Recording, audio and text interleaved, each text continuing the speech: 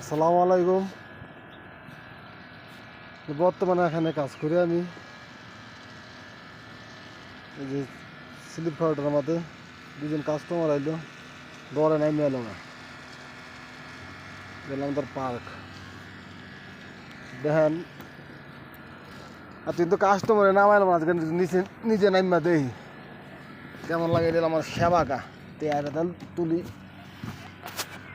দেওয়া লাভ ভরসা।